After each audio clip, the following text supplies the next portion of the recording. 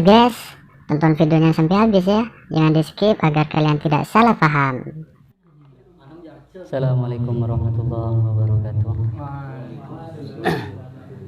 Terima kasih kami sampaikan selaku pengurus Fosda dan juga kepada divisi kajian yang telah mempercayai saya pada hari ini untuk menyampaikan beberapa opini terkait dengan tema yang kita angkat pada siang hari ini.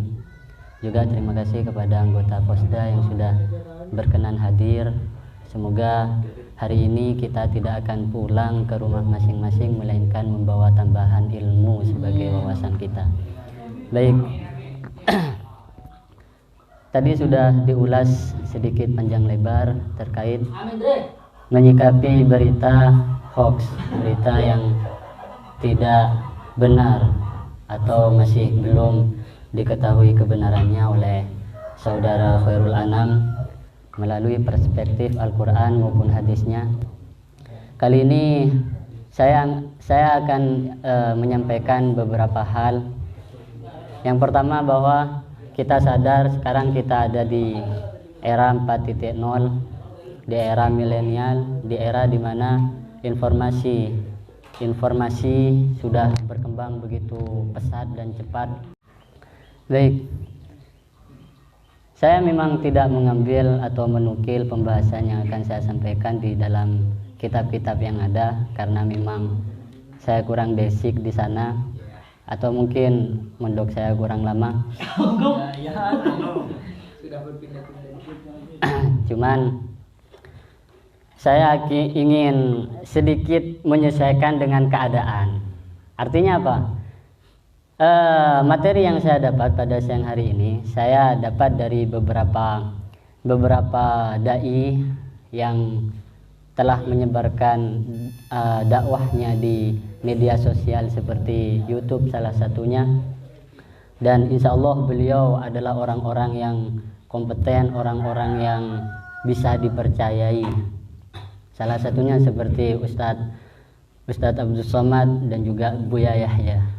Nah, menyikapi tentang hoax di sini, dari berita yang dusta ini bisa nantinya merambat ke ranah kizib, ke ranah dusta itu sendiri, kemudian akhirnya merambat lagi lebih jauh ke dalam namimah, adu domba, sehingga dari sini subjek atau pelaku penyebaran berita hoax yang ada itu memang kebanyakan orang-orang fasik, orang-orang munafik, orang-orang yang tidak bertanggung jawab, seperti itu. Sehingga ini menjadi keprihatinan yang sangat besar terhadap kita sendiri. Kita harus menyiapkan strategi bagaimana menghadapi ini semua. Baik, seperti yang telah diketahui semua bahwa hoax adalah berita yang oleh mereka aslinya berita itu benar, ya. Akan tetapi oleh mereka diputar balikkan fakta, sehingga ketika disebarkan kembali menjadi berita yang sudah tidak seperti semula, seperti itu. Nah, sehingga kita generasi milenial, generasi muda pada saat ini harus cerdas menggunakan media, sehingga berita hoax yang semacam itu, ujaran kebencian yang mereka lontarkan selama ini kepada kita, fitnah dan provokasi yang ada, itu bisa dapat kita hindari. Nah, baik, kemudian tadi sudah dijelaskan tentang hadisul ifki. Itu adalah berita hoax yang terjadi di zaman Nabi Muhammad SAW. Kemudian saya ingin masuk sedikit ke ranah Quran, yang mana di dalam surat Al-Hujurat ayat ke-6 itu Allah berfirman, Bismillahirrahmanirrahim. Ya ayyuhalladzina amanu in ja'akum fasikum binaba'in fatabayyanu. Nah, menurut Ustadz Adi Hidayat, ketika ayat Al-Quran itu diawali dengan ya ayyuhalladzina amanu, itu artinya adalah kata-kata iman itu menjadi tolak ukur terhadap orang-orang mukmin yang ada, yang mana nantinya itu diukur dengan bagaimana mereka senantiasa mengikuti apa yang diperintahkan oleh Allah dan apa yang dilarang, dan menjauhi apa yang dilarang oleh Allah. Contoh kecilnya seperti ya ayyuhalladzina amanu aqimus shalah. Nah, ketika orang-orang itu diperintah oleh Allah untuk melaksanakan sholat, dan bahkan 10 menit sebelum adzan tiba mereka sudah mengambil wudhu, sudah duduk menghadap ke arah kiblat. Nah, dibandingkan dengan orang yang melaksanakan sholat pas ketika adzan, maksudnya sudah mempersiapkan untuk melaksanakan sholat ketika adzan baru pergi ke masjid wudhu. Dan juga ini bisa dibandingkan dengan orang yang sudah tidak melaksanakan perintah sholat itu sendiri. Nah, di sini tolak ukur keimanan kita.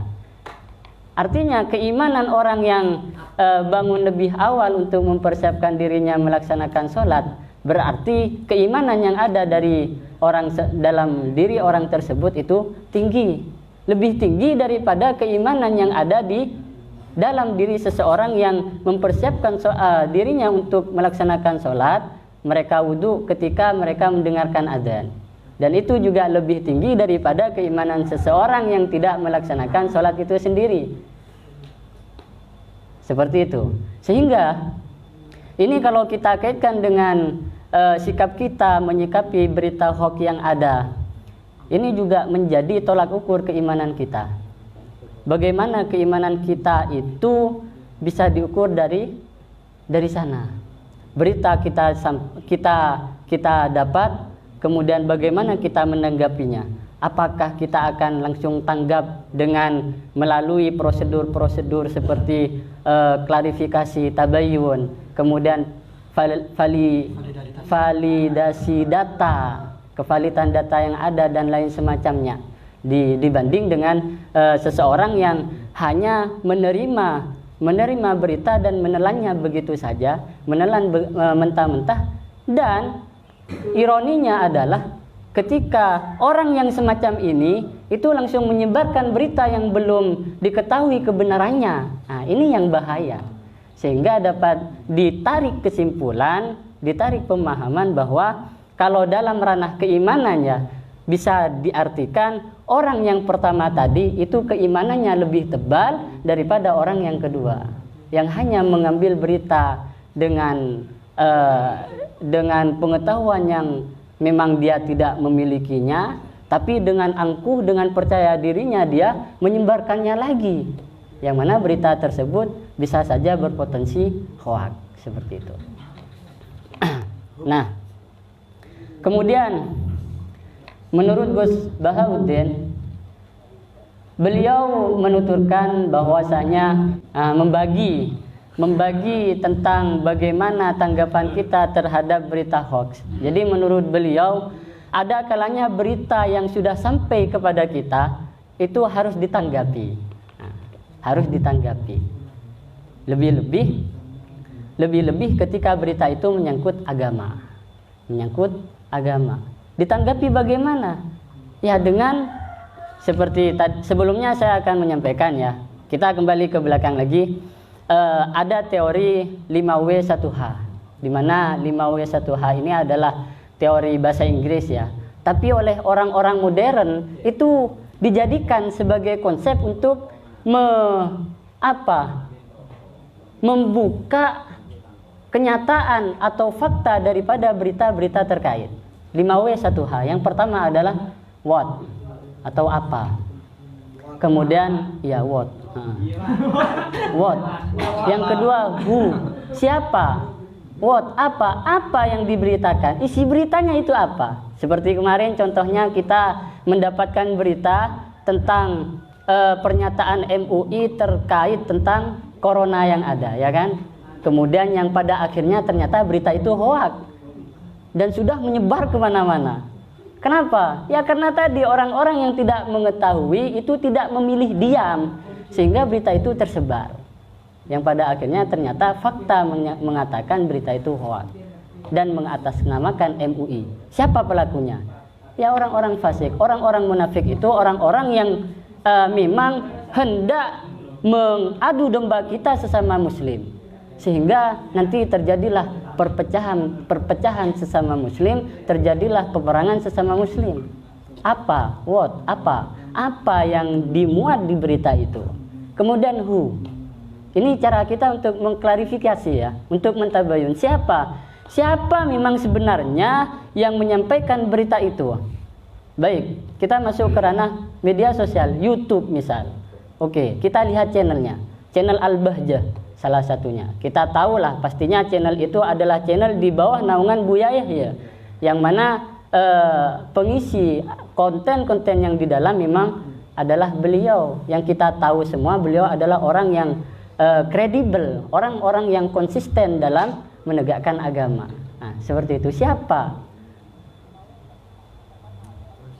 Kemudian kalau kita masuk ke Google, kita mencari artikel, cari sumbernya siapa, dari mana sumber itu, www.nuonline.com misal. Nah, itu adalah salah satu sumber terpercaya di kalangan kita sendiri. Nah, yang ketiga adalah where, di mana? Di mana berita itu? Berita itu di mana? Maksudnya terjadinya permasalahan yang ada di berita itu terjadi di mana? Nah, sehingga dari keterangan tempat di sini, keterangan waktu yang ada di dalam berita itu, kita tahu bahwa berita itu memang benar adanya. Seperti kemarin, ya, ketika ada konser yang diselenggarakan, kemudian akhirnya pro kontra masuk, dan sehingga ada meme ya di sana, ada meme seperti foto yang mana ternyata di situ foto itu adalah dokumen tahun 2017 yang mana oleh orang-orang yang tidak bertanggung jawab dibenturkan ke sana.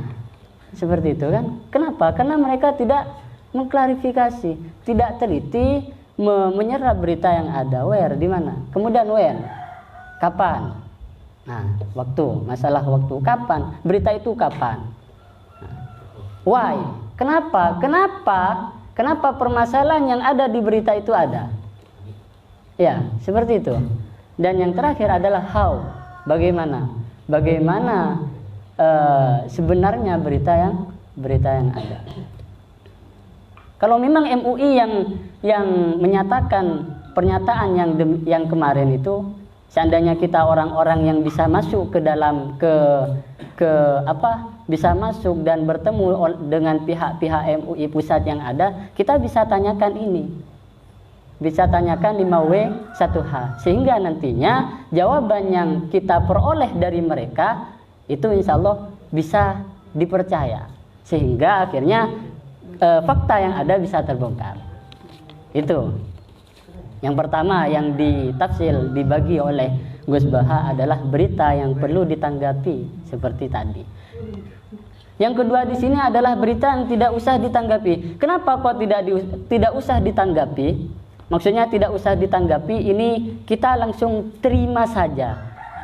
Hanya terjadi di dalam berita yang berisikan, membawakan informasi terkait dengan syahadat, terkait dengan asyhadu alla ilaha illallah wa asyhadu anna muhammadar rasulullah. Menurut beliau ini adalah berita yang sudah seharusnya kita terima, tidak perlu tabayun. Sekalipun yang berbicara mengatakan la ilaha illallah itu adalah orang-orang Wahabi misal, orang-orang Syiah misal, tetap kita terima. Kenapa? Karena menurut beliau ketika kita masuk ke dalam ranah fikihnya, ini adalah kebenaran yang absolut, absolutisme kebenaran. Kenapa? Karena lafaz la ilaha illallah adalah lafaz yang sakral, sehingga tidak perlulah kita mencari kebenaran daripada la ilaha illallah, seperti itu. Kemudian katanya ada yang bertanya, oh ya, sebelumnya beliau Gus Baha akhirnya bercerita terkait tentang dulu ada sahabat yang di dalam kitab beliau bernama Mulaham bin Yasar. Nah, ketika di dalam satu peperangan beliau sahabat tersebut membunuh seseorang, yang mana ketika seseorang itu hendak membunuh orang tersebut masih sempat untuk melafadzkan la ilaha illallah. Nah, dibunuh. Kemudian iterke, kalau kata bahasa Maduranya diterke. Apa diterke? Ditegur oleh Rasulullah. Hei, ya Muhallam, kenapa engkau bunuh orang tersebut? Padahal orang tersebut itu sudah mengatakan la ilaha illallah, seperti itu. Nah, kemudian beliau masih ngeyel. Ya Rasulullah, kenapa ketika kita memiliki kesempatan untuk membunuh musuh kita, justru oleh engkau ditahan? Karena sebab melafadzkan la ilaha illallah. Dan saya pikir dia melafadzkan la ilaha illallah karena terdesak, karena takut dia dibunuh. Nah, makanya kemudian oleh Rasulullah dengan bijak beliau jawab, ya Muhallam, apakah engkau tidak tahu bahwa ada hadis man dakhalal jannah, man qala la ilaha illallah dakhalal jannah. Sehingga menurut beliau sekalipun orang tersebut terdesak, jadi jangan lihat siapa yang berbicara, akan tetapi lihatlah apa yang dibicarakan. Itu dalam konteks la ilaha illallah Muhammadur Rasulullah. Sehingga ketika kita sudah mendapatkan berita yang seperti ini, sudah tidak perlu kita tanggapi, akan tetapi ayo kita langsung terima, ya. Seperti itu. Makanya selama orang tersebut masih membaca syahadat kan tetap masuk surga. Sehingga dalam kalau tidak salah dalam surat Al-Fatir itu ada 3 golongan, dolimul li nafsih, kemudian muktasid, kemudian yang terakhir adalah sabiqun bil khairat. Yang mana dolimul li nafsih ini adalah orang-orang yang walau zana walau syaroko tadi. Walau zina, walau syaroko, kalau orang tersebut melafadzkan la ilaha illallah, maka kita terima. Seperti itu. Saking dari sakralnya lafaz la ilaha illallah. Nah, kemudian yang ketiga adalah berita yang ketika sudah sampai kepada kita harus cepat-cepat kita tanggapi. Contohnya seperti dulu ketika pada zaman Kanjeng Nabi Muhammad, ketika itu tersebar berita bahwasanya dalam satu peperangan Kanjeng Nabi terbunuh, ya kan? Sehingga kaum muslimin merasa putus asa, merasa tidak memiliki penyemangat lagi. Padahal berita itu tidak benar. Sehingga ketika diketahui oleh Kanjeng Nabi pun lantas segera dengan cepat memberi perintah kepada Sayyidina Umar, ya Umar, cepat engkau benarkan berita bohong yang sudah tersebar itu terkait tentang bahwa aku sudah meninggal. Kabarkan kepada mereka bahwa berita itu bohong dan faktanya adalah Kanjeng Nabi masih hidup. Kanjeng Nabi masih ada di tengah-tengah kita, sehingga kalian tidak perlu gundah, tidak perlu gelisah. Sehingga akhirnya kaum muslimin pun tetap semangat. Ini adalah berita yang harus cepat ditanggapi, salah satunya. Kemudian yang terakhir, tafsilan daripada Gus Baha tentang berita adalah berita yang tidak perlu ditanggapi. Berita yang tidak perlu ditanggapi. Kalau yang nomor 2 tadi maksudnya tidak usah ditanggapi, maksudnya adalah berita yang langsung kita terima. Nah, dan yang terakhir adalah berita yang tidak perlu kita tanggapi. Contohnya, Ketika kita sedang asik main HP, ada chat. Ada chat dari ayah kita memberitakan kita bahwa, "Nak, ibumu sedang nonton TV." Ya. Nah, masa kita masih mau mengklarifikasi? Ongkuan, Bah. Sungguh gitu kan? Kenapa? Karena isi beritanya adalah isi berita yang mubah seperti itu. Sekalipun itu tidak benar, itu tidak merugikan kepada siapapun. Seperti itu. Itu adalah berita yang tidak perlu ditanggapi. Tidak perlu dicari kebenaran, tidak apa-apa. Nah, itu adalah 4 tafsir atau pembagian terkait berita, kemudian bagaimana kita menyikapinya. Nah, yang paling terakhir adalah